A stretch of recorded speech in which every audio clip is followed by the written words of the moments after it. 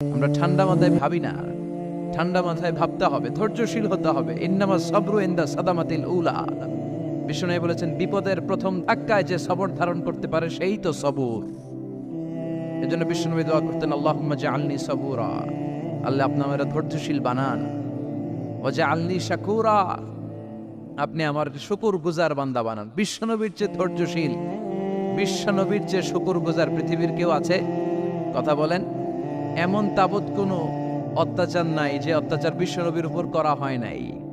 বিশ্বনবী মক্কার জামিনে যখন দাওয়াত দিতে লাগলেন, ওনারে পাগল বলা হতো, বলা হতো তুমি পাগল, বলা হতো মুহাম্মদ একটা কবি, বলা হতো মুহাম্মদ হচ্ছে গণক। বিশ্বনবী যখন রুকু দিতেন, সিজদায় চলে যেতেন, উটের পচা নারী ভুড়ি এনে বিশ্বনবীর কাঁধে ফেলে রাখা হতো। বিশ্বনবীর গলার মধ্যে রশি ধরে টান দেয়া হতো। কয়েকবার বিশ্বনবীর এই ঘাড়ের এই চামড়া ছিঁড়ে গিয়েছে, একবার চাদর টান দেওয়ার কারণে, আরেকবার রশি টান দেওয়ার কারণে। বিশ্বনবী কিছুই বলেন নাই, ক্ষমা করে দিয়েছেন। যেই মক্কার শত্রুরা বিশ্বনবীকে মক্কা থেকে বিতাড়িত করেছেন, এবং যেই রাতে উনি হিজরত করলেন, মাইগ্রেট করলেন, উনি কেঁদে কেঁদে বারবার মক্কার দিকে ফিরে তাকায়, আবার যায়, আবার ফিরে তাকায়, মাতৃভূমির মায়া ছাড়তে পারছেন না। আর বলছিলেন, মাক্কা তু আহাব্বুল বিলাদ ইলাইয়া, মক্কা আমার কাছে সবচেয়ে প্রিয় শহর। লাউলা উখরিজতু লামা খরাজতু মিনহা, আমার যদি বের করে না দেয়া হতো এই শহর থেকে, আমি কোনোদিন এই শহর থেকে বেরোতাম না। এত ভালোবাসতেন বিশ্বনবী মক্কাতুল মুকাররমাকে। ধৈর্যশীল ছিলেন। এত অত্যাচার অনাচারের পরে যখন মক্কা বিজয়ের ক্ষণ আসলো, এই মক্কাকে বিশ্বনবীর করতলগত করে দিল কে? ফাতে মক্কা হলো। বিশ্বনবী চাইলে পিষে পিষে প্রতিটা কাফের মুশরিককে শেষ করে দিতে পারতেন, ঠিক কিনা? কিন্তু বিশ্বনবী বললেন, লা তাসরিবা আলাইকুমুল ইয়াউম ইযহাবু আনতুমুত তুলাকা, কোনো রিভেঞ্জ চলবে না আজকে, কোনো প্রতিশোধ নাই। একেবারে বড় যুদ্ধাপরাধী যারা, মারাত্মক যারা অফেন্স করেছে, তাদেরকে শাস্তির আওতায় আনা হবে, বাকি সবাইকে আমি ক্ষমা করে দিলাম। In the long history of the world, there is no instance of magnanimity and forgiveness which was showed by our beloved Prophet Muhammad when all of his enemies laid under his feet and he forgave them one and all. পৃথিবীর ইতিহাসে এরকম নজির কোথাও পাওয়া যায় না, যাকে এত অত্যাচার করে বিতাড়িত করা হয়েছে, নির্বাসন দেয়া হয়েছে, হিজরতে বাধ্য করা হয়েছে। তিনি যখন ওই শহরকে আবার বিজয় করলেন, কাউকে আঘাত করলেন না, আগুন জ্বালিয়ে শহরটাকে জ্বালিয়ে দিলেন না, ওদের বংশকে নির্বংশ করলেন না, বরং মুচকি হেসে উনি বললেন, যাও ক্ষমা করে দিলাম। কি ধৈর্যশীল ছিলেন। আবার দোয়াও করতেন, আল্লাহুম্মা জাআলনি সাবুরা, আল্লাহ আপনি আমার ধৈর্য বাড়ায় দেন। ওয়া জাআলনি শাকুরা, আপনি আমার শুকরগুজার বানান। ওয়া জাআলনি ফি আইনি সাগীরা, আল্লাহ আমার চোখে আপনি আমারে ছোট বানান। ওয়া ফি আয়ুনিন নাসি কাবীরা, আল্লাহ মানুষের চোখে আপনি আমারে বড় বানান। কি মানুষ ছিল, নিজের চোখে নিজে ছোট থাকতে চাইতেন। আমরা নিজের চোখে নিজের বড় মনে করি, এরকম ডাকাইত আছে না নাই? নিজেরাই নিজে মনে করে কত বড় সাহেব, লাট সাহেব। মান তাওয়াদা তারাফা, এটা হচ্ছে সুন্নাতুল্লাহি ফিল আরদ। মান তাওয়াদা তারাফা, যে নিচে নেমে থাকতে চায় আল্লাহ ওরা টেনে উপরে উঠা, আর যে খালি উঠতে চায়, হিংসা করে অহংকার করে উপরে ঠেলতে চায়, ওরা নিচে নামায় দেয় কে? সাইয়েদনা আদমকে আল্লাহ বললেন, আদম সাল্লিমা আলা উলাইকা নাফার লাম্মা খালাকাল্লাহু আদম ওয়া কানা তুলহু 60 যিরাআন। নিচে নেমে গেলে যে উপরে ওঠে, আর উপরে উঠতে চাইলে যে নিচে নামে। উদাহরণ দেখেন, আদম আলাইহিস সালামকে তৈরির পর আল্লাহ বললেন, আদম সাল্লিমা আলা উলাইকা নাফার, এই ফেরেশতাদের সালাম দাও। কি দাও? দাও, সালাম দাও। কোনো প্রশ্ন নাই, আল্লাহ সালাম দিব কেন? ফেরেশতারা আমারে দিব না কেন? আমি আগে দিব কেন? কথা আছে কোনো? যেই সালাম দিলেন, সালাম দেওয়ার সাথে সাথে ওনার মর্যাদা বাড়িয়ে দিল কে? এত মর্যাদা বাড়ালেন যে নূরের ফেরেশতারা মাটির আদমকে সেজদা দিতে বাধ্য হয়েছে। চিৎকার করে বলেন, ঠিক কিনা? তুমি মাটির আদমকে প্রথম সৃষ্টি করিয়া ঘোষণা করিয়া দিলে শ্রেষ্ঠ বলিয়া, তাই তো নূরের ফেরেশতা করে আদমকে সেজদা, সবার চেয়ে সম্মান দিলে মাটির আদমকে। আল্লাহু আল্লাহু পড়েন, আল্লাহু আল্লাহু তুমি জাল্লে জালালুহু, শেষ করা তো যায় না গে তোমার গুণগান। আল্লাহু আল্লাহু, সুবহানাল্লাহ পড়েন।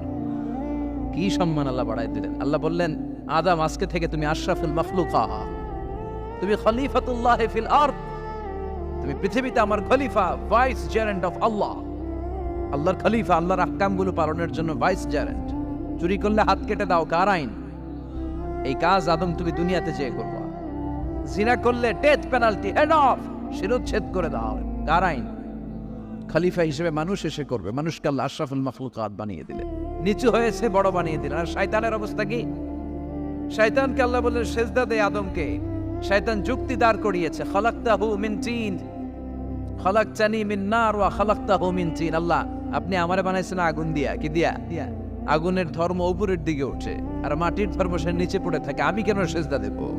শয়তানকে চিরকালের জন্য ইবলিস মালউন, অভিশপ্ত আর জাহান্নামী হিসেবে ঘোষণা দিয়ে দিল কে? এজন্য আপনি ছোট থাকতে চাইবেন, আপনারা বড় বানাবে কে? আর আপনি নিজে যদি বলেন আমি বড়, থাপ্পড় মেরে আপনারা নিচে নামাই দিবে কে? এজন্য বিশ্বনবী দোয়ায় বলতেন, আল্লাহুম্মা জাআলনি সাবুরা ওয়াজআলনি শাকুরা ওয়াজআলনি ফি আইনি সাগীরা ওয়া ফি আয়ুনিন নাসি কাবীরা। ও আল্লাহ, আপনি আমারে ধৈর্যশীল বানান, আপনি আমারে শুকরগুজার বান্দা বানান, আমার চোখে আমারে আপনি ছোট বানান, মানুষের চোখে আপনি আমারে বড় বানান। সুবহানাল্লাহ পড়েন। এজন্য সবসময় শুকরগুজার থাকার চেষ্টা করতে হবে। রাজি আছেন তো? যে কোনো মুহূর্তে, যে কোনো পরিস্থিতিতে আমরা শুকরিয়া করব কার? চিল্লায় বলেন কার? আমরা যেন বেশি বেশি আল্লাহ তাআলার শুকরিয়া আদায় করতে পারি। আল্লাহ তুমি তৌফিক দাও। সবাই পড়ি আমিন। উত্তর চান্দোলা হিলফুল ফুজুল ইসলামী সংগঠনের উদ্যোগে আজকের এই তাফসীরুল কোরআনের প্রোগ্রাম। হিলফুল ফুজুল নামটা আমার বড্ড প্রিয়। বিশ্বনবী যখন 15 কিংবা 20 বয়স, কোনো বর্ণনায় এসেছে 15, কোনো বর্ণনায় 20, তখন তিনি একটা ছাত্র সংগঠন করেছিলেন, ইয়াং স্টারদের একটা অর্গানাইজেশন করেছিলেন। ওটার নাম তিনি দিয়েছিলেন হালাফুল ফুদুল। হালাফুল ফুদুল, ওইটারই আমরা বাংলায় কি বলি? হিলফুল ফুজুল। হালাফ মানে শপথ, oath, we take an oath in the name of আল্লাহ। আল্লাহর নামে শপথ নেয়ারে বলে হালাফ। আর ফাদিলা, ফাদলুন, এগুলোর প্লুরাল হচ্ছে ফুদুল। ফুদুল মানে ভালো কাজ। ভালো ভালো কাজের উপর বিশ্বনবী যুবকদেরকে একত্রিত করলেন যে মক্কা শহরে কোনো টেন্ডারবাজি চলবে না, কোনো চাঁদাবাজি চলবে না, দুর্বলের উপর সবলের অত্যাচার চলবে না, জালিমের জুলুম চলবে না, হত্যা চলবে না, ধর্ষণ চলবে না, রাহাজানি চলবে না। মক্কা শহরটারে শান্তির শহর বানাতে হবে। যুবকরা এই দায়িত্ব কাঁধে নিয়েছে। কারা? মুরব্বীরা না, যুবকরা। যুবকদের আছে প্রাণ ঢালা উচ্ছ্বাস, অনেক শক্তি। এজন্য যুবকদেরকে ভালো কাজে আসতে হবে। যুবকরা চাইলে এ দেশের চেহারা পাল্টে দিতে পারে। এদেশে যুবক ভোটার আছে কয়জন জানেন? নতুন করে যুবক ভোটার হয়েছে 2 কোটি। কয় কোটি? 2 কোটি না? Can you imagine that? কল্পনা করতে পারেন? They can change Bangladesh. They can change the face of Bangladesh. তারা 56,000 বর্গ মাইলের এই বাংলাদেশের চেহারা পাল্টে দিতে পারে। তাদের অনেক শক্তি। এই জন্য যুবকদের এই শক্তি কাজে লাগাতে হবে। ফেন্সিডিল, গাঁজা, ইয়াবা, হিন্দি সিনেমা, এগুলোর পিছনে দৌড়ানো যাবে, পর্নোগ্রাফির পিছনে ছোটা যাবে। যুবক বয়সে ভয় করতে হবে কারে? চিল্লায় বলেন কাকে? আল্লাহ আমার যুবক ভাইদেরকে তুমি তৌফিক দাও। বিশ্বনবী এই হালাফুল ফুদুল তিনি গঠন করলেন মক্কাতুল মুকাররমাতে। পুরো মক্কা শহরটা শান্তির শহর হয়ে গেল। সুবহানাল্লাহ। আল্লাহ উত্তর চান্দোলা হিলফুল ফুজুল ইসলামী সংগঠনকে তুমি কবুল করো। আজকের প্রোগ্রামের সভাপতিত্ব করছেন আল্লামা অধ্যক্ষ গোলাম সরোয়ার সাইদি পীর সাহেব, আড়াইবাড়ি দরবার। আমার প্রিয় নানা ভাই আলোচনা করেছেন, বয়ান করেছেন। আল্লাহ নানা ভাইকে কবুল করো। নানা ভাইটা একটু ইয়াং হয়ে গেছে না? হ্যাঁ, অনেক জায়গায় লোকজন খুব বিভ্রান্তিতে পড়ে যায়। ঘটনা কি? আপনি নানা হইলেন কবে, নাতনি হইল কবে, আবার জামাই পেলেন কবে? আমারও বলা যে তুমি যে আমার নানা ভাই বানাইছো, আমি তো এর উত্তর দিতে দিতে কাম সারা। তো আল্লাহ আমার নানা ভাইকে তুমি কবুল করো। তিনি হকের কথা, কোরআনের কথা বলেন। পীর সাহেবদের মুখে এরকম হুঙ্কার দেখা যায় না। কথা কন। এরা থাকে খানকায়, এদের পেট থাকে বড়। সবার কথা বলছি না, বেশিরভাগ। কথা বলেন। এই ভণ্ডামি এই দেশে আছে না নাই? দোদেল বান্দা কালমা চোরে, না পায় শ্মশান না পায় গোরে, দিন থাকিতে আয়রে পথে ছাইড়া দে ভণ্ডামি, ভণ্ডামি ভণ্ডামি ভণ্ডামি, ছাইড়া দে ভণ্ডামি। আছে না নাই? নামাজ কালাম পড়ে না, ইবলিশ শয়তানের নানা। আছে না? নামাজ নাই, রোজা নাই, নাচানাচি, নাচ গান, গোসল করে না, সারা বছরে করে একবার, ওই গোসলের পানি মুরিদরা খেয়ে ফেলায়।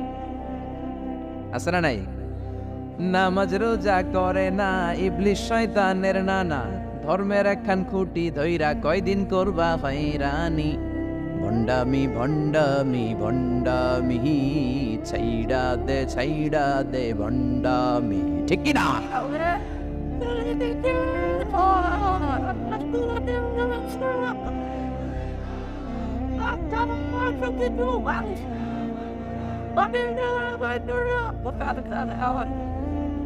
তো এই বন্ড পীর ও পীর, আমার নানা ভাইও পীর।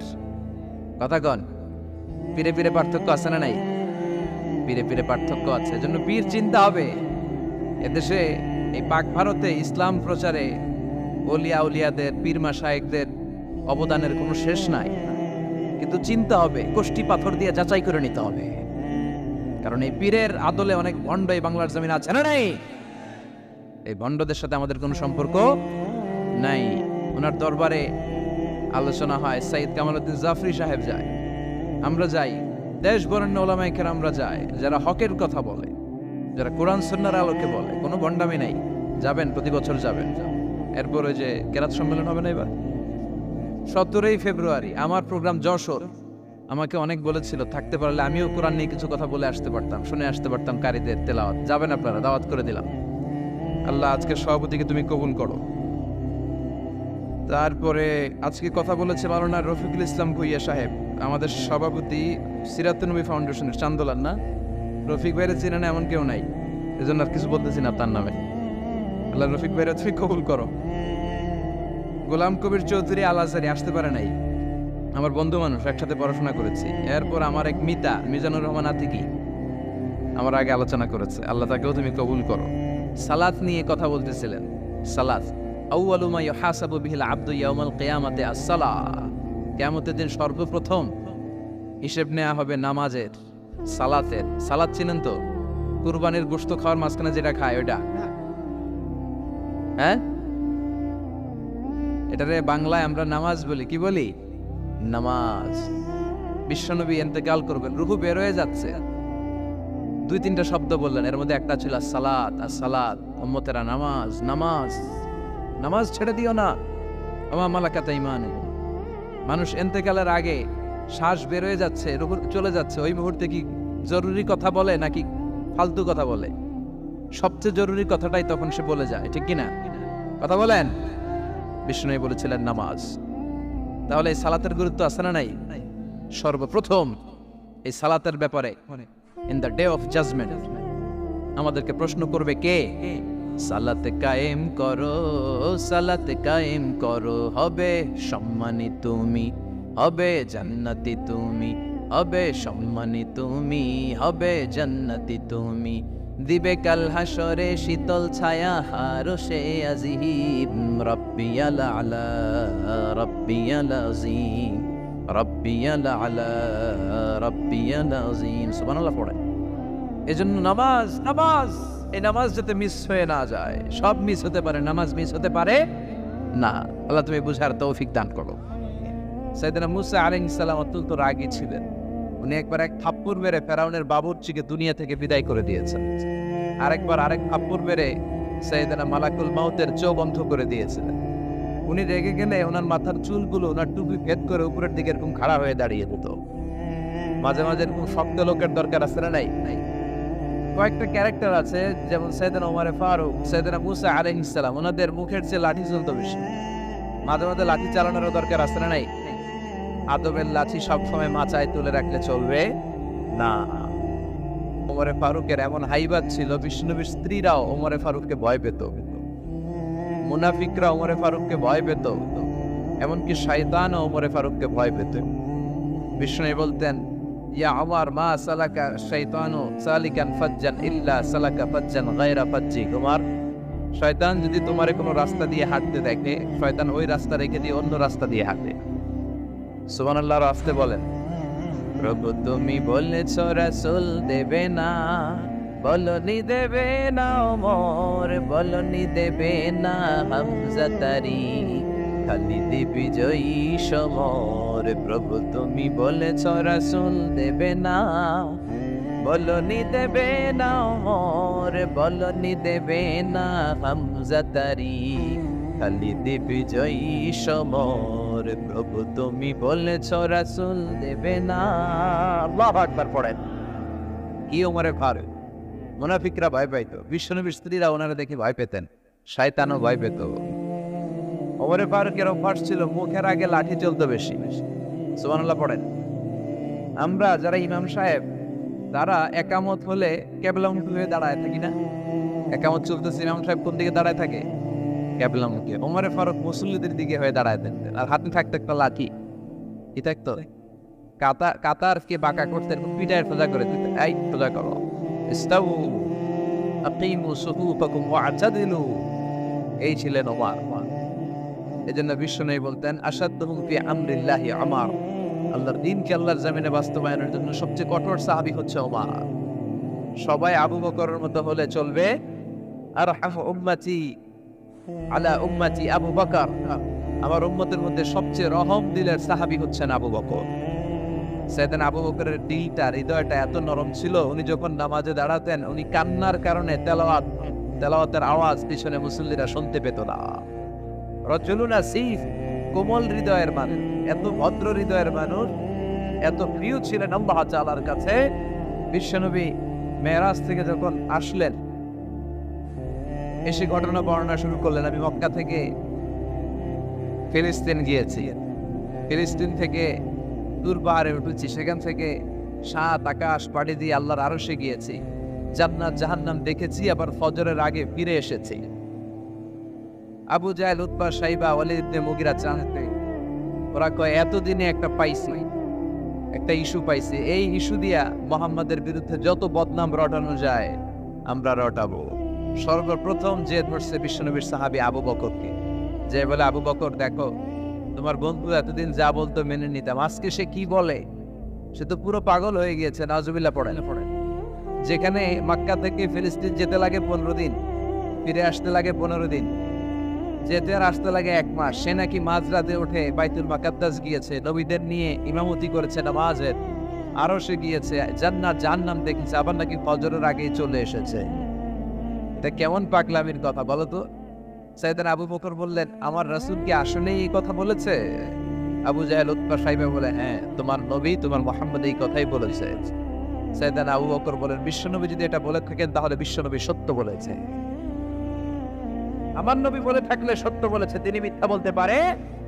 as-sadiq al-amin, সত্যবাদী, the trust over the personality, সবচেয়ে বিশ্বাসী মানুষ, তিনি কখনো মিথ্যা বলতে পারে? বিশ্বনবী বললেন আবু বকর আনতা লাস্তা আবু বকর ফাকাত, তুমি আজকে থেকে শুধু আবু বকর নও, আজকে থেকে মিনাল ইয়াউম আনতা আবু বকর as-সিদ্দিক, তুমি আজকে থেকে সত্যবাদী আবু বকর। সেদিন থেকে তিনি as-সিদ্দিক উপাধি পেয়েছেন। সিদ্দিক মানে যিনি সত্য গ্রহণে, সত্য প্রকাশে, সত্যের ব্যাপারে আপসহীন। সুবহানাল্লাহ পড়েন। কিন্তু সাইয়েদনা আবু বকর ছিলেন কোমল হৃদয়ের অধিকারী, তার বিপরীতে সাইয়েদনা ওমরে ফারুক ছিলেন শক্ত হৃদয়ের অধিকারী। এজন্য দুইটারই দরকার আছে, তাইলেই ব্যালেন্স হয়। সবাই নরম হইলেও চলবে না, আবার সবাই গরম হইলেও চলবে না, ঠিক কি না? দুইটার মাঝামাঝি থাকার দরকার আছে না নাই? এজন্য মারামারি করতে পারবেন, কিন্তু এটা করতে হবে ইসলামের পক্ষে। কথা বলেন। আল্লাহ বলে ফাদরিবু ফাওকাল আনাক, গারের উপরে মারো, ফাদরিবু মিনহুম কুল্লা বানান, আর গিরায় গিরায় মারো। কোথায় মারতে হবে? গারের উপরে আর গিরায় গিরায়। তবে এটা নিজেদের মধ্যে এই মারামারি করলে চলবে না। ইসলামকে প্রতিষ্ঠা করার জন্য, কালেমার বাণীকে সুউচ্চ করার জন্য যদি মারামারিরও প্রয়োজন হয়, আমরা মারামারি করতে রাজি আছি না?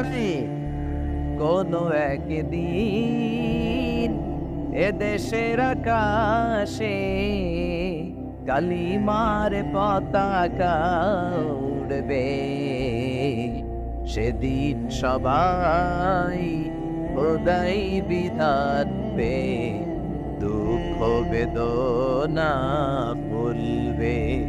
কোনো একদিন এ দেশের আকাশে কালিমার পতাকা উড়বে, সেদিন সবাই খোদাই বিধান পে দুঃখ বেদনা ভুলবে, ঠিক কিনা? এটা আমাদের স্বপ্ন। আমরা কালিমাকে বিজয়ের আসনে দেখতে চাই। আর মুমিনকে বিজয় দান করে কে? চিল্লায় বলেন কে? আল্লাহ বলেন ওয়ালা তাহিনু ওয়ালা তাহজানু ওয়া আনতুমুল আ'লাউনা ইন কুনতুম মুমিনিন। চিন্তিত হয়ো না, দুশ্চিন্তা করো না, বিজয় তোমাদের হবেই যদি তোমরা মুমিন হও। তবে ঈমানটা হতে হবে পাক্কা ঈমান। কথা বলেন? এজন্য মারামারি করলেও এটা ইসলামের পক্ষে মারামারি করতে হবে, ইসলামের পক্ষে থাকলেই লাভ। কারণ ইসলামকে যে বিজয় দেয়া হবে এটার ঘোষণা দিয়েছে কে?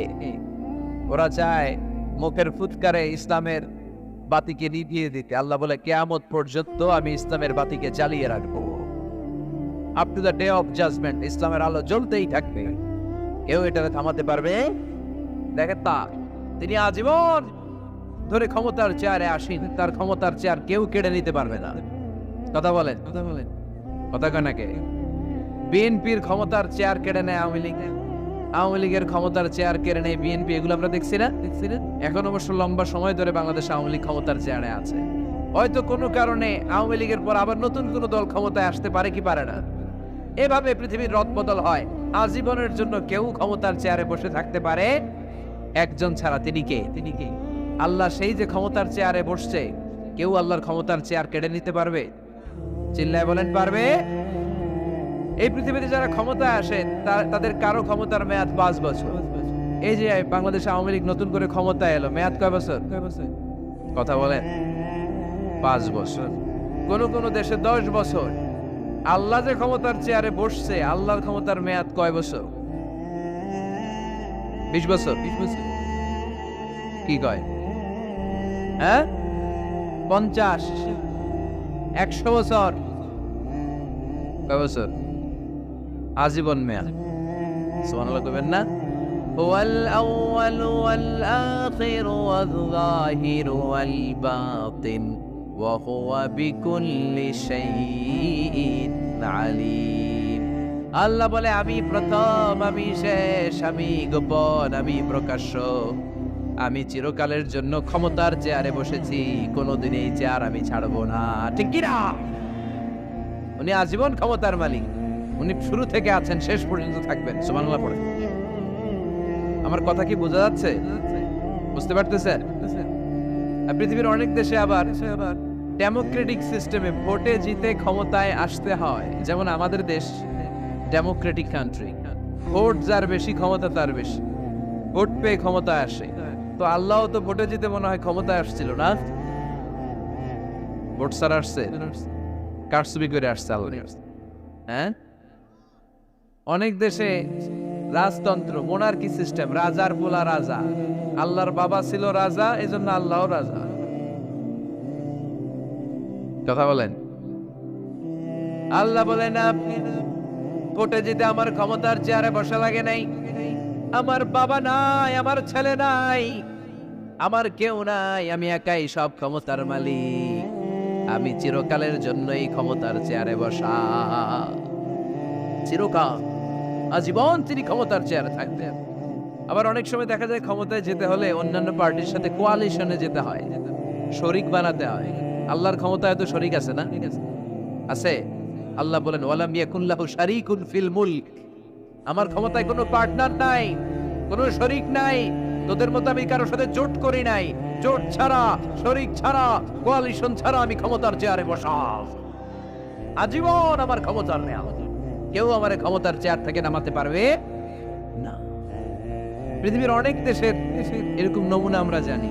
আন্দোলন করে সরকারকে ক্ষমতার চেয়ার থেকে নামানো হয়, আছে না নাই? গণ অভ্যুত্থান করে চেয়ার উল্টে দেওয়া হয়, মিলিটারি কু হয়, ক্ষমতার চেয়ারে আর থাকা যায় না। তো আমরাও যদি সবাই মিলে একটা আন্দোলনে নামি, তাহলে আল্লাহর ক্ষমতা শেষ। কি বলেন? আমরা 700 কোটি মানুষ, আমাদের সাথে পারবে আল্লাহ? 700 কোটি মানুষ আন্দোলন করলেও আল্লাহরে নামাতে পারবে না? বুঝে শুনে উত্তর দিয়ে। 700 কোটি কিন্তু পারবে? পারবে? আচ্ছা, জিন জাতিরা যদি বলে, জিনেরা তো আমাদের চেয়ে পাওয়ারফুল, তারা যদি বলে ও মানব জাতি আমরাও তোদের সাথে আছি, আল্লাহরে মানি না, মানুষ জিন ভাই ভাই, আল্লাহর আর রক্ষা নাই। তাহলে আল্লাহর ক্ষমতা শেষ? তাও না, কি বলে, এগুলো বলে কি? আচ্ছা, ফেরেশতারাও যদি বলে যে আমরাও আল্লাহর আর মানছি না, আমরা জিনেরা মানুষেরা 3 দলীয় জোট, 3 দলীয় জোট হলেও পারবে না। আল্লাহ বলে গোটা বিশ্বের সবাই মিলে যদি আমার বিরুদ্ধে আন্দোলনে লেগে যাস, আমার ক্ষমতার 1 ইঞ্চিও কমাতে পারবি না। এজন্য রব্বুল আলামিন বলেন, তাবারাকাল্লাযী বিয়াদিহিল মুলকু ওয়া হুয়া আলা কুল্লি শাইইন কাদির। সুবহান সেই সত্তা যার হাতে ক্ষমতা, ক্ষমতা কার হাতে? ওয়া হুয়া আলা কুল্লি শাইইন কাদির, তিনি সব বিষয়ের উপর ক্ষমতাবান। তিনি কে? তিনি চাইলে পাহাড়কে দরিয়া করতে পারে, তিনি চাইলে দরিয়াকে পাহাড় করতে পারে, তিনি চাইলে ধনীকে গরিব করতে পারে, গরিবকে ধনী করতে পারে, তিনি চাইলে সম্মানিতরে অপমানিত করতে পারে, আবার চাইলে অপমানিতরে সম্মানিত করতে পারে। তিনি কে? ফাআলুন লিমা ইউরিদ, তিনি যা ইচ্ছা তাই করতে পারেন। তার কাছ থেকে জবাবদিহিতা করার কেউ নাই, তিনি সবার কাছে জবাবদিহি চায়। চিল্লায় কোন ঠিক কিনা? সে আল্লাহ বললেন, সুবহান সত্তা যার হাতে ক্ষমতা, তিনি সব বিষয়ের উপর ক্ষমতাবান। এজন্য আমাদের মনে রাখতে হবে আমাদের কোনো ক্ষমতা নাই, ক্ষমতার মালিককে। আর কোনদিন বাগেরহাটের ভাইয়েরা জনগণ সকল ক্ষমতার উৎস, এই কথা বলবেন? মনে থাকবে? তাহলে আওয়াজ করে বলেন তো, সকল ক্ষমতার উৎস কে? সবকিছু করতে পারে কে? সব ক্ষমতার মালিক আল্লাহ। অনেক কথা আল্লাহ 30 আয়াতে বললেন, কয়টা বলবো? কিছু দূর যে আল্লাহ বলা শুরু করলেন, ওয়ালাকাদ যায়্যানাস সামাআদ দুনিয়া বিমাসাবিহা ওয়া জাআলনাহা রুজুমাল লিশ-শায়াতিন। সুবহানাল্লাহ পড়েন। আল্লাহ বললেন, আমি নিকটবর্তী আকাশটারে তারা দিয়ে, আলো দিয়ে, মোমবাতি দিয়ে আলোকিত করেছি। I have beautified the closer skies with light and candles. আমি তারা দিয়ে নিচের আকাশটাকে সুশোভিত করেছি। তারা দিয়ে আমাদের আকাশটারে, মহাশূন্যটারে সুশোভিত করেছে কে? তারা চেনেন? চেনেন না? খালি আকাশের দিকে রাতে তাকালে কি দেখা যায়? তারা। রাতের বেলা তারার মেলা। এখন তো লাইটিং ফাইটিং এর যুগ, তারা চেনা যায় না। আগের লোকেরা তারা না দেখে কিছু করতে পারতো না। আগের মুরব্বীরা তারা দেখলেই বুঝতো কয়টা বাজে, ঘড়ি লাগতো না। আগের নাবিকেরা তারা দেখে তারা রাত কয়টা বাজে নির্ধারণ করে ফেলতো। সুবহানাল্লাহ পড়েন। কত ধরনের তারা আছে। শুক তারা নাম শুনছেন? ধ্রুব তারা শুনেছেন? সপ্তর্ষি মণ্ডল একটা আছে, অনেকে তারা চেনে না।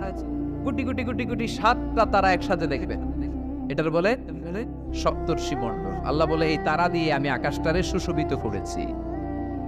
এই তারাগুলো কিন্তু প্রথম আকাশে না, এই তারাগুলো প্রথম আকাশের মহাশূন্যে অবস্থিত। আমরা খালি চোখে যা দেখি এটা আকাশ নয়, এটা মহাশূন্য। এটা কি? বাগেরহাটের ভাইরা উত্তর করেন, এটা কি? এই মহাশূন্যের অনেক অনেক অনেক অনেক অনেক উপরে আকাশ। ওই আকাশ যে কত উপরে, এটা নাসার বিজ্ঞানীরাও জানে না। শুরুতে আমরা দেখতে পাই প্রথম আকাশের মহাশূন্য, এর অনেক উপরে প্রথম আকাশ। তারপরে শুরু হয় দ্বিতীয় আকাশের মহাশূন্য, তার অনেক উপরে দ্বিতীয় আকাশ। তারপরে তৃতীয় আকাশের মহাশূন্য, তারপরে তৃতীয় আকাশ। এভাবে একটার চেয়ে আরেকটা বড়, একটার চেয়ে আরেকটা বড়। দ্বিতীয় আকাশের তুলনায় প্রথম আকাশটা কত ছোট শুনতে চান? আপনার হাতের আংটিটা যদি আপনি সাহারা মরুভূমিতে ছুঁড়ে ফেলে দেন, পৃথিবীর সবচেয়ে বড় মরুভূমির নাম কি জানেন? সাহারা মরুভূমি। সাহারা মরুভূমিতে আপনার হাতের আংটি ছুঁড়ে ফেলে দিলে পুরো মরুভূমির তুলনায় আপনার হাতের আংটি যত ছোট, আল্লাহর দ্বিতীয় আকাশের তুলনায় আল্লাহর প্রথম আকাশটা ঠিক তত ছোট। একটার চেয়ে একটা বড়। তারপর আমরা নিজের বড় বড় করে দাবি করি। এই যে আজকের প্যান্ডেলে এত মানুষের সমারোহ হয়েছে, তাকালে মনে হয় না যে কত বিশাল জায়গা? কথা বলেন, বিশাল মনে হয় না? বিল জঙ্গল, এইটারে যদি এত বড় মনে হয়, তাহলে বিল জঙ্গলটা কত বড়? হ্যাঁ, আরো। এইটার চেয়ে নিশ্চয়ই বাগেরহাট বড়। কথা কয় না? বাগেরহাটের চেয়ে নিশ্চয়ই পুরো বাংলাদেশটা বড়। বাগেরহাট বলে 64 জেলার এক জেলা, 64টা জেলা মিলে সুজলা সুফলা আমাদের এই বাংলাদেশ। বাংলাদেশ হচ্ছে পৃথিবীর সবচাইতে বড় দেশ। হ্যাঁ, এরা দেখি আমার সব কথার সাথে খালি দ্বিমত করে। বাংলাদেশ সবচেয়ে বড় দেশ না? কত ছোট জানেন? মানচিত্রে বাংলাদেশ লেখার জায়গাটাও আমরা পাই না। বাংলাদেশ এটা লিখতে গেলে BAN পরে ইন্ডিয়ার উপরে, GLA পরে বাংলাদেশের উপরে, আবার DESH পরে আবার ইন্ডিয়ার উপরে। আমাদের বাংলাদেশটা এত ছোট, বাংলাদেশ লেখার জায়গাটাও মানচিত্রে আমাদের জন্য না। এত ছোট দেশ, এত ছোট। ইন্ডিয়া প্রায় 20-25 গুণ বড় আমাদের চেয়ে। আমেরিকা, কানাডা শতগুণ বড়। রাশিয়া একটা দেশ আছে কয়েকশো গুণ বড়। এরকম 200টা বিশাল দেশ মিলে পৃথিবী, 200টা দেশ মিলে পৃথিবীর 30 ভাগ, বাকি 70 ভাগ শুধু পানি। বাকি 70 ভাগ কি? স্থল আর জল মিলে আমাদের পৃথিবী। তাহলে আজকের এই প্যান্ডেলের জায়গার তুলনায় পুরো পৃথিবীটা কত বড়? সুবহানাল্লাহ কইতে পারলেন না? তাহলে এই পৃথিবীটা আমাদের কাছে এখন পর্যন্ত যেটা আমরা আলোচনা করলাম বোঝা গেল অনেক বড়, এত বড় পৃথিবী। কিন্তু আমরা শুনতে পাই যে সূর্যটা আমরা দেখতে পাই দিনের বেলা, ওই সূর্যটা নাকি এই বিশাল পৃথিবীর চেয়ে 13 লক্ষ গুণ বড়। চিন্তা করতে পারেন? খালি তো মাথা নাড়াইতেছেন। আসলে কি আমরা চিন্তা করতে পারি? 13 লক্ষটা পৃথিবী সূর্যের মধ্যে রেখে দেওয়ার জায়গা করে দিয়েছে কে? 9 কোটি 30 লক্ষ মাইল দূরে সূর্য 8 মিনিট 18 সেকেন্ড সময় নিয়ে নেয় আলো পৌঁছাতে। এত বিশাল সূর্য। তার মানে কি সূর্যটাই সবচেয়ে বড়? এর চেয়ে অনেক বড় বড় তারা আছে। সূর্যের পরে পৃথিবীর সবচেয়ে কাছের তারার নাম প্রক্সিমা সেন্ট্রাই। গুগল করলে দেখবে যে কত তারা। এরপরে Alpha Centauri A, Alpha Centauri B, এভাবে তারা শুরু। এটা ক্যারিনা, ব্যাটেলজিউস। যেই সূর্য পৃথিবীর চেয়ে 13 লক্ষ গুণ বড়, ব্যাটেলজিউস নামে একটা তারা আছে, ওই তারা সূর্যের চেয়ে 33 কোটি গুণ বড়। তার মানে কি ব্যাটেলজিউসই সবচেয়ে বড় তারা? এটা ছোট্ট সাইজের তারা। এইটার চেয়েও কত হাজার কোটি গুণ বড় তারা যে মহাশূন্যে আছে তার কোনো ইয়ত্তা আমাদের নাই।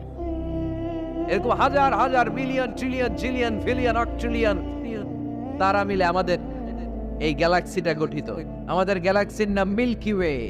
আমাদের গ্যালাক্সির নাম শুনছেন না? বিজ্ঞানে আমরা পড়ছি না? আমাদের গ্যালাক্সির নাম মিল্কি ওয়ে। আমাদের গ্যালাক্সির পরে আমাদের সবচেয়ে কাছের গ্যালাক্সির নাম অ্যান্ড্রোমেডা। কি নাম? আমাদের গ্যালাক্সি থেকে অ্যান্ড্রোমেডাতে পৌঁছতে 2.5 মিলিয়ন লাইট ইয়ার লেগে যাবে যদি লাইটের গতিতে আমরা ছুটি। 2.5 মিলিয়ন লাইট ইয়ার। 1 মিলিয়নে 10 লাখ, 2.5 মিলিয়নে 25 লক্ষ লাইট ইয়ার। এই পৃথিবীতে সবচেয়ে দ্রুতগামী যে জিনিসটার আবিষ্কার হয়েছে সেটার নাম আলো। সেটার নাম সবাই বলেন। আলো সবচেয়ে দ্রুত ছোটে। কত দ্রুত জানেন? 1 সেকেন্ডে 1,86,000 মাইল বেগে ছোটে। 1 ঘন্টায় না, 1 মিনিটে না, 1 সেকেন্ডে ছোটে কত দূর? আরে 1 সেকেন্ড কইতে তো 2 সেকেন্ড লাগে। 1 সেকেন্ড এটা বলতে বলতে 2 সেকেন্ড লেগে যায়, কিন্তু 1 সেকেন্ডে নাকি সে 1,86,000 মাইল দূর চলে গেছে। এই আলোর গতি সম্পন্ন একটা রকেট যদি কেউ বানাতে পারে, যে রকেটটাও আলোর মতো সেকেন্ডে 1,86,000 মাইল বেগে ছুটবে, এরকম রকেট যদি বানানো যায়, তাহলে এই রকেট দিয়ে আমাদের গ্যালাক্সি থেকে আমাদের প্রতিবেশী গ্যালাক্সি অ্যান্ড্রোমেডাতে পৌঁছতে 25 লক্ষ বছর লেগে যাবে। সুবহানাল্লাহ। বাড়িতে যায় বলবেন সবাই, চিৎকার করে পড়েন আল্লাহু আকবার। সে আল্লাহ বললেন, লাকাদ যায়্যানাস সামাআদ দুনিয়া বিমাসাবিহা ওয়া জাআলনাহা রুজুমান লিশ-শায়াতিন। আমি তোমাদের জন্য দুনিয়ার আকাশটারে সুন্দর সুন্দর তারা দিয়ে সুশোভিত করেছি। এরকম বিশাল বিশাল তারা, দেখতে তো মনে হয় ছোট্ট একটা ডটের মতো না, একটা ফোঁটার মতো মনে হয় না তারাগুলা? এত বিশাল বিশাল তারা মহাশূন্যে রেখেছে কে? চিল্লায় বলেন কে? এরপরে এই সূরার মাঝে মাঝে এসে আল্লাহ বললেন, হুয়াল্লাযী جعل لكم الأرض ذلولا فامشوا في مناكبها وكلوا من رزقه وإليه النشور আল্লাহ বলে আমারে তোরা চিনিস না, চিনে নে, আমি হলাম এমন সত্তা, আমি তোমাদের জন্য জমিনটারে সমতল বানিয়ে দিয়েছি, তাই যেখানে মন চায় তোমরা সুন্দর করে হেঁটে হেঁটে যেতে পারো। তার মানে এই নয় যেখানে খুশি সেখানে যাবা, শেষকালে আমার দিকে ফিরে আসতে হবে, ঠিক কি না? মিনহা خلقناكم وفيها نعيدكم ومنها نخرجكم تارة أخرى মাটি থেকে বানালাম, মাটির কবরে পাঠালাম, আবার মাটির কবর থেকে আমাদেরকে উঠাইয়া দিবে কে? আল্লাহ বললেন যালুলান, আমি জমিনকে বানিয়েছি সমতল। আরেক আয়াতে বললেন ওয়াল্লাযী জাআলা লাকুমুল আরদা ফিরাশা, আমি জমিনকে বানিয়েছি বিছানা। সমান সমান না হলে আজকের প্যান্ডেলে এত সুন্দর করে আপনারা বসতে পারতেন? কথা বলেন না। প্যান্ডেলের এদিকে উঁচা, এদিকে নিচা, এদিকে খাড়া, এদিকে তেড়া, এদিকে গর্ত, এদিকে ভাঙ্গা, এরকম হইলে আজকে প্যান্ডেলটা সমান হইতো? এই সমান করে দিছে কে? আমরা যখন বিমানে চড়ি, বিমানের জানলা দিয়ে নিচে তাকালে দেখা যায় আল্লাহ কেমন মনে হয় যে সবুজ কার্পেট বিছাই দিছে। সুবহানাল্লাহ করতে পারলেন না? আবার আল্লাহ বলে সবুজ কার্পেট দেখে মনে করো না যে তোমরা বেঁচে গেলা, এই সবুজ কার্পেটের ভেতরে আগুন আছে না নাই? আমরা যে পৃথিবীর উপরে লাঙ্গল দিয়ে হাল চাষ করি, গাছ লাগাই, হেঁটে চলি, এই মাটিটার নিচে আগুন আছে। কি আছে? বিশ্বাস হয় নাকি আজগুবি কথা লাগে? রূপ কথা মনে হয় না? এই পৃথিবীর মাঝখানে আছে আগুন, জ্বলন্ত আগুন। আল্লাহ কোরআনে কসম কেটেছেন ওয়াল বাহরিল মাসজুদ, ফুটন্ত টকবগে সাগরের পানির কসম। আমেরিকান নেভাল একাডেমির সায়েন্টিস্টরা তারা হিসাব মিলাতে পারে না, সাগরের পানি দেখি ঠান্ডা, কিন্তু আল্লাহ কয় ফুটন্ত টকবগে সাগরের পানির কসম। এই গরম আল্লাহ পাইলো কই? তারা ভাবলো নিশ্চয়ই ভিতরে গরম আছে, নাইলে গরম আসলো কোত্থেকে? দেখি তো কোরআনের কথা সত্য কিনা। তারা সব সময় কৌতূহলী, এই কৌতূহলই তাদেরকে মহাবিশ্বের সুপার পাওয়ারের আসনে আসীন করেছে। আমাদের কোনো কৌতূহল নাই, আমগো আছে ফতুয়াবাজি। কথা কন, আমি তবলিগ, বাকি সব কাফের। আমি জামাত ইসলাম, বাকি সব মুনাফিক। আমি আহলে হাদিস, বাকি সব ঈমান হারাম। কথা কন, এই গুতাগুতি আছে না নাই? ফতুয়াবাজি আছে না নাই? একজনের পিছনে আরেকজন আছে না নাই? কি কারণে যে ফতুয়াবাজি করে, গীবত করে লেগে থাকে আল্লাহই জানে। এরা কি বুঝে এগুলো করে আল্লাহই জানে। খালি ফতুয়াবাজি, খালি গীবত, কেউ কারো ভালোটা দেখতে পারে না। একজন দাওয়াতি কাজ করতেছে, হকের কথা বুঝাচ্ছে, হাজার হাজার মানুষ তার স্পষ্ট ভাষা আর সহজ সাবলীল ব্যাখ্যার কারণে ইসলামের সৌন্দর্য খুঁজে পেয়েছে, কিন্তু তারেও ঠ্যাং ধরে নিচে নামাতে চায়। এটা বাংলাদেশ, এমন দেশটি কোথাও খুঁজে পাবে না কো তুমি। আহা, খালি ফতুয়াবাজি। একজন বলছিল বাংলাদেশের জাতীয় খেলা হাডুডু কেন? আরেকজন কয়ের কারণ বাংলাদেশে কেউ কারো ভালোটা সহ্য করতে পারে না। একটা উপরে উঠতে ছেলে সাইড ডায় ধরে ঠ্যাং ধরে টেনে নামায়। হাডুডু খেলা দেখছেন? একটা সামনে গেলে সবাইকে কাবাডি কাবাডি কাবাডি কাবাডি করে ঠ্যাং ধরে, খালি বাগেরহাটে কাবাডি নাই মনে হয়, দেখছেন কিরকম খেলে?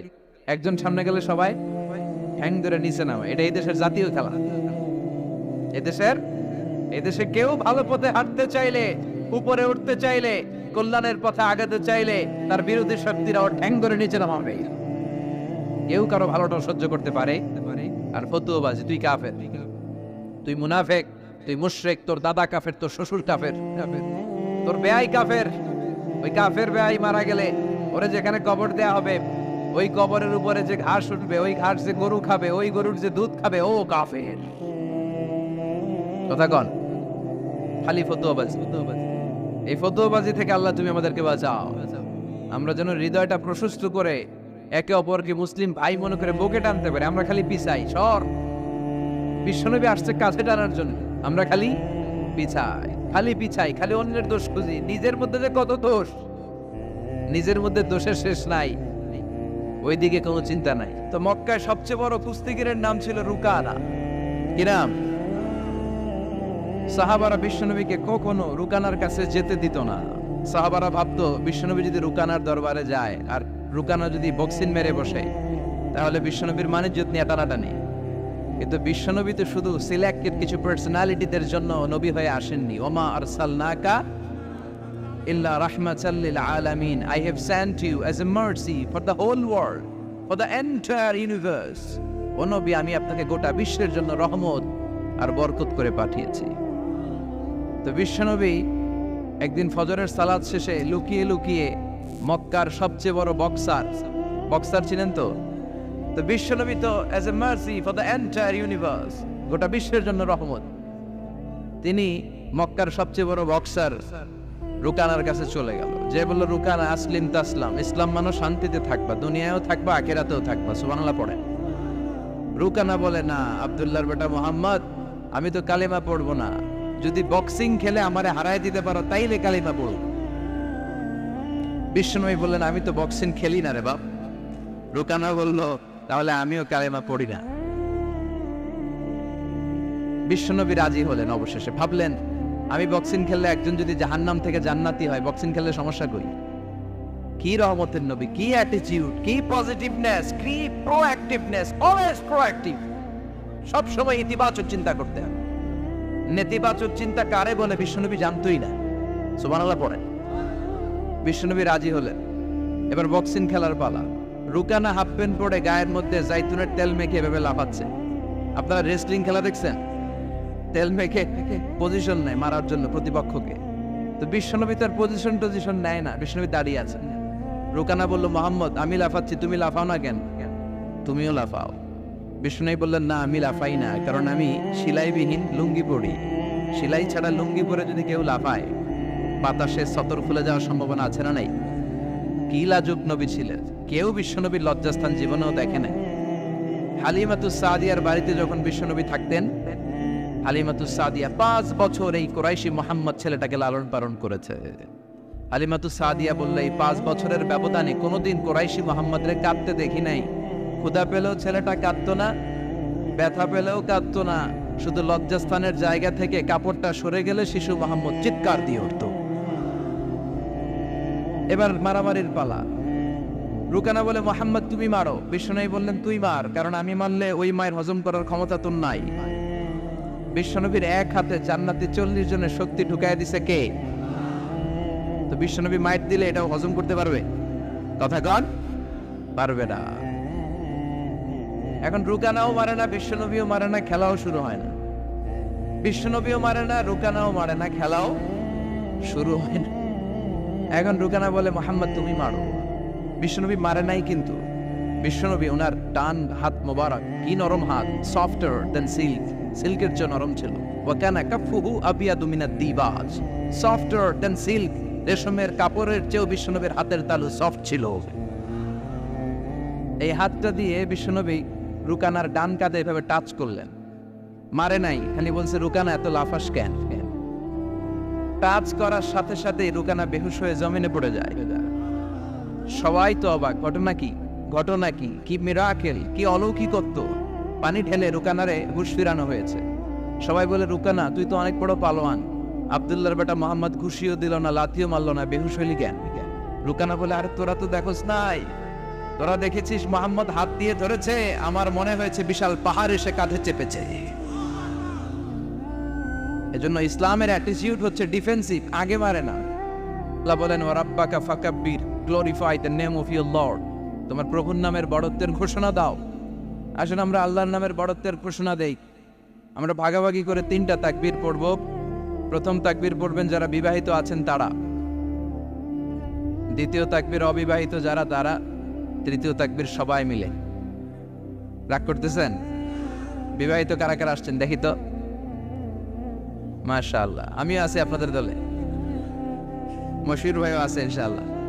হাত নামান। অবিবাহিত কারা কারা আসছে দেখি, এই 1 হাত করে তোল। সংখ্যা বাড়ানোর জন্য 2 হাত তুলতেছে। মাশাআল্লাহ, এরাও কম না, স্টেজেও আছে 2-1 জন। আল্লাহ এদেরকে তাড়াতাড়ি ডবল বানায় দাও। চিন্তা নাই, দেশে আমাদের বোনদের, নারীদের সংখ্যা যেভাবে বাড়তেছে, কপালে 2-3টা করেও জুড়তে পারে। যদিও এদেশে প্র্যাকটিসটা ওইভাবে হয় নাই, কিন্তু এটা কিন্তু সুন্নাহ। এটা কি সুন্নাহ? তো আমরা প্রথমে তাকবীর পড়ব যারা বিবাহিত আসছি তারা, এরপরে তাকবীর পড়ব যারা অবিবাহিত আসছি তারা, এরপরে সবাই মিলে। তো আমি লিল্লাহি তাকবীর বললে আপনারা শুরুতে যারা বিবাহিত ভাইয়েরা আছেন তারা তাকবীর পড়বেন। এটার উদ্দেশ্য হচ্ছে আপনাদেরকে একটু প্রাণবন্ত করে তোলা, আপনাদের ঝিমুনি আসলে, জড়তা আসলে, কাপুরুষতা এগুলো ছেড়ে ফেলে দিয়ে যাতে কোরআন শোনার জন্য আমরা রেডি হয়ে যাই।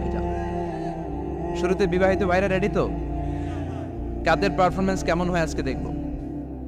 শুরুতে বিবাহিতদের পারফরমেন্স, আমি লিল্লাহি তাকবীর বললে আল্লাহু আকবার বলা যাবে? শুরুতে আমার বিবাহিত ভাইরা পড়েন লিল্লাহি তাকবীর। মাশাআল্লাহ মাশাআল্লাহ তাবারাকাল্লাহ। এবার অবিবাহিতদের পালা। সিঙ্গেল যারা তোমরা রেডি? ওরা কাশি দিয়ে গলা ঠিক করে নিতেছে। অবিবাহিতরা রেডি তো? বিবাহিতদের হারায় দেওয়া যাবে? এবার তোমরা তাকবীর দাও, লিল্লাহি তাকবীর। ওরে আল্লাহ, দেখাই দিছে একেবারে। মাশাআল্লাহ তাবারাকাল্লাহ। এবার সবাই মিলে 3টা তাকবীর পড়বো, পারা যাবে মুসলমান? লিল্লাহি তাকবীর, লিল্লাহি তাকবীর, লিল্লাহি তাকবীর। আল্লাহ আমাদের তাকবীরগুলো তুমি কবুল করো। তখন তারাও বাধ্য হয়ে পড়ে আল্লাহু আকবার। তাহলে বোঝা গেল আমাদের কোনো ক্ষমতা টমতা কিচ্ছু নাই, আসল ক্ষমতার মালিক একজন। চিল্লায় বলেন তিনি কে? সে আল্লাহ বললেন তাবারাকাল্লাযী বিয়াদিহিল মুলকু ওয়া হুয়া আলা কুল্লি শাইইন কাদির। সুমহান সেই সত্তা যার হাতে ক্ষমতা, ক্ষমতা কার হাতে? সব ক্ষমতার মালিক আল্লাহ। তবে আমাদেরকেও আল্লাহ কিছু ক্ষমতা দিয়েছে, এটা লিমিটেড। এটা কি? যেমন এই যে মাননীয় প্রধানমন্ত্রী ওনার দল নিয়ে, বাংলাদেশ আওয়ামী লীগ নিয়ে যে ক্ষমতায় আসেন, কয় বছরের মেয়াদে? কোন দেশে ক্ষমতায় আসে 10 বছরের মেয়াদে, আছে না নাই? আল্লাহ আসছে কয় বছরের মেয়াদে? 30 বছর, 40 বছর। আল্লাহর ক্ষমতার মেয়াদ 100 বছর। এরপরে রিনিউ করা লাগবে এটা। কথা বলেন। আল্লাহ বলেন হুয়াল আউয়ালু ওয়াল আখিরু ওয়াল যাহিরু ওয়াল বাতিন ওয়া হুয়া বিকুল্লি শাইইন আলিম। আমি প্রথম, আমি শেষ, আমি প্রকাশ্য, আমি গোপন। ঠিক কিনা? প্রথমে আল্লাহ আল্লাহ, শেষেও আল্লাহ আল্লাহ, আকাশে আল্লাহ আল্লাহ, জমিনে আল্লাহ আল্লাহ। সবাই পড়েন, প্রথমে আল্লাহ আল্লাহ, শেষেও আল্লাহ আল্লাহ, আকাশে আল্লাহ আল্লাহ, জমিনে আল্লাহ আল্লাহ। নিখিল জাহান গায়ে গুণগান, তার নামে গায় আমরাও গাহি তাআলা, হামদে বারি তাআলা, হামদে বারি তাআলা, হামদে বারি তাআলা। সুবহানাল্লাহ পড়েন। আল্লাহ বলে আমার ক্ষমতা তোদের মতো 5 বছরের মেয়াদে না, 10 বছরের মেয়াদে না, 20 বছর 30 বছরের মেয়াদে না। আমি চিরকালের জন্য ক্ষমতার চেয়ারে বসা।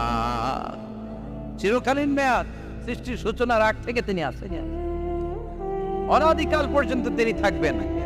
তার ক্ষমতার মেয়াদ আনলিমিটেড মেয়াদ। চিৎকার করে বলেন ঠিক কিনা? আবার পৃথিবীর অনেক দেশে দেখবেন ডেমোক্রেটিক সিস্টেমে, আমাদের দেশেও তো গণতান্ত্রিক সিস্টেমে ভোটাভুটির মধ্য দিয়ে ক্ষমতায় আসে না। যাদেরকে ভোট দেওয়া হয় বেশি তারা ক্ষমতায় চলে যায়। আল্লাহ তো ভোটে আসছে ক্ষমতায়। কথা কন তো কেমনে আসছে? কারচুপি করে। কথা বলেন।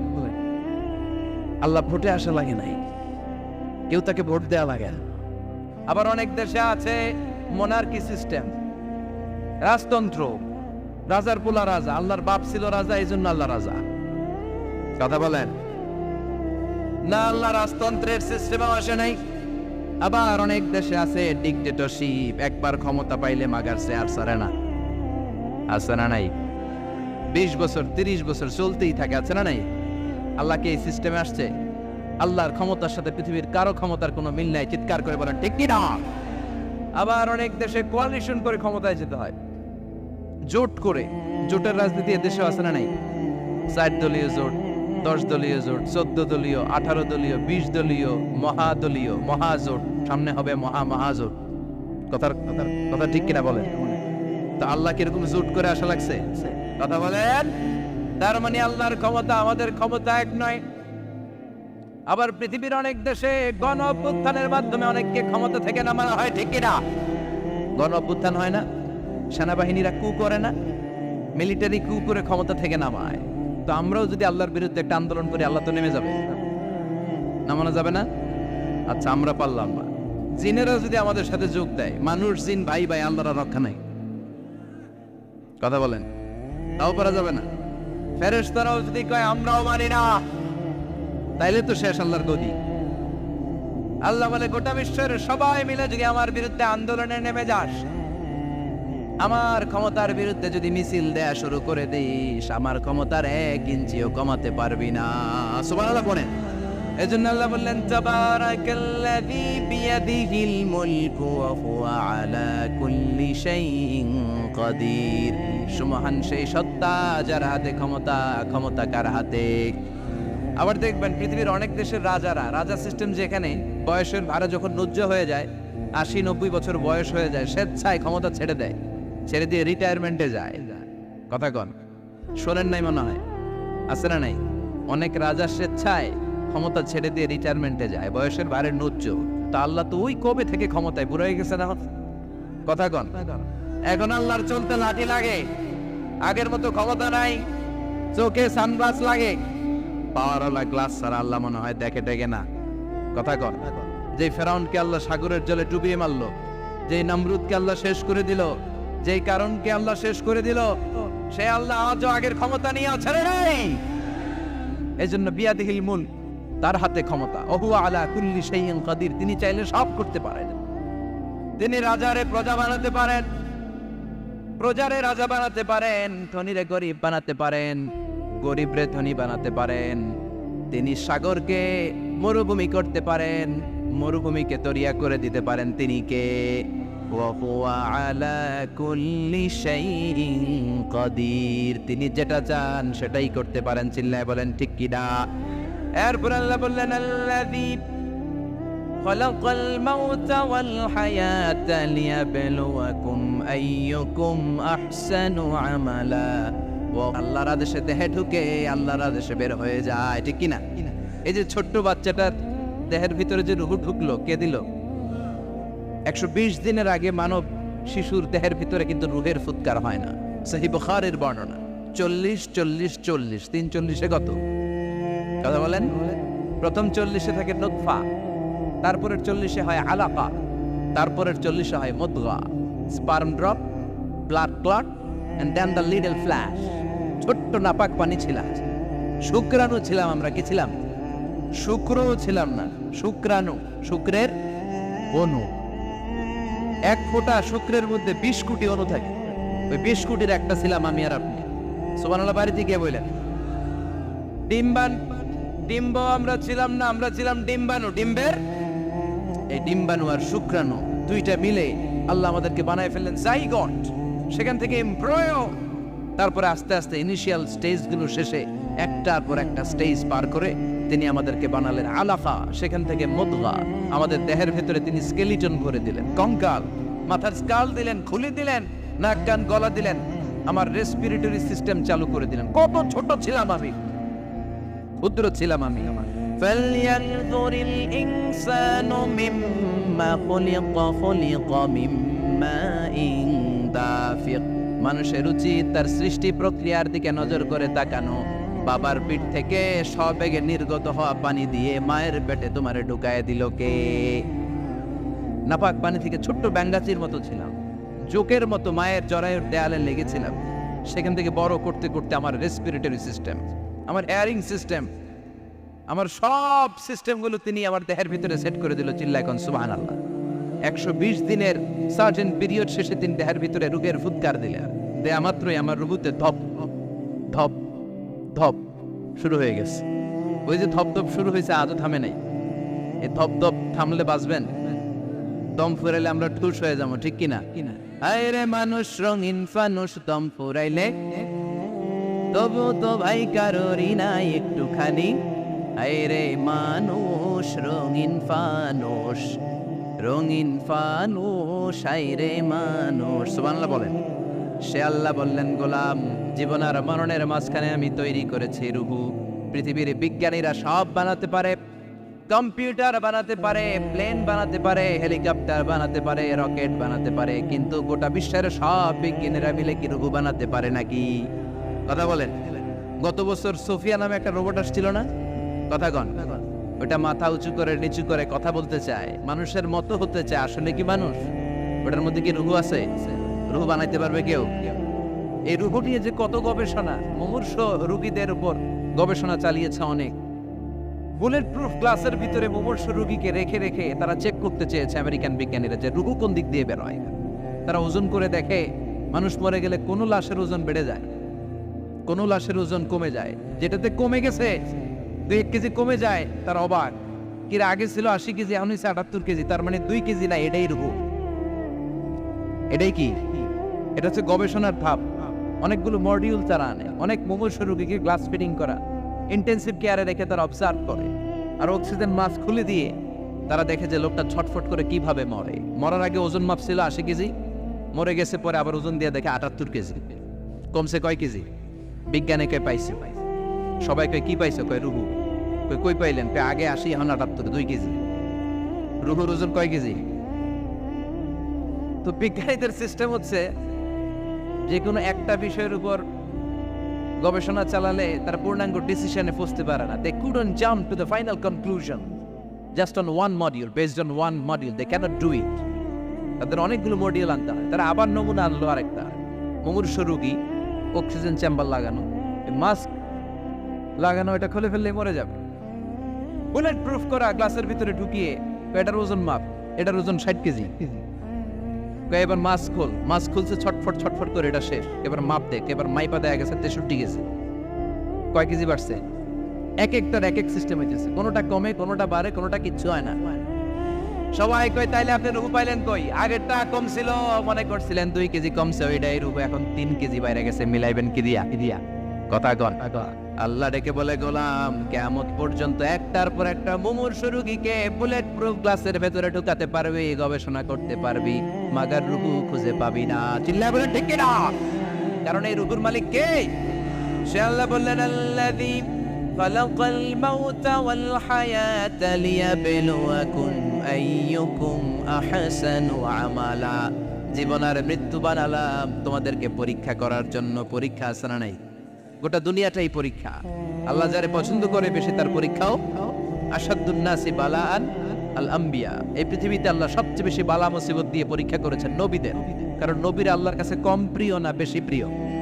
যেহেতু প্রিয় বেশি, পরীক্ষাও।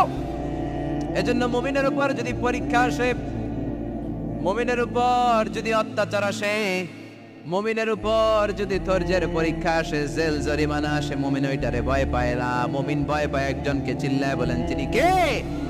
কারণ আল্লাহর ঘোষণা, ওয়ালা তাহিনু ওয়ালা তাহজানু। ঘোষণাটা কার? ভয় নাই, তোদের চিন্তা নাই। আনতুমুল আ'লাউনা ইন কুনতুম মুমিনিন। তোমরাই বিজয়ী হবা যদি মুমিন হও। যদি মুমিন হও। এজন্য ধৈর্যের পরীক্ষা দিতে হবে, আল্লাহর উপর তাওয়াক্কুল করতে হবে, অত্যাচার আর জুলুম আল্লাহর নামে সহ্য করে যেতে হবে। চিল্লায় বলেন ঠিক কিনা?